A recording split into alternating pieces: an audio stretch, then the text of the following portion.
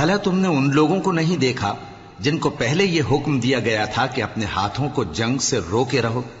اور نماز پڑھتے اور زکات دیتے رہو؟ پھر جب ان پر جہاد فرض کر دیا گیا تو بعض لوگ ان میں سے لوگوں سے یوں ڈرنے لگے جیسے اللہ سے ڈرا کرتے ہیں، بلکہ اس سے بھی زیادہ، اور کہنے لگے کہ اے اللہ، تو نے ہم پر جہاد جلد کیوں فرض کر دیا؟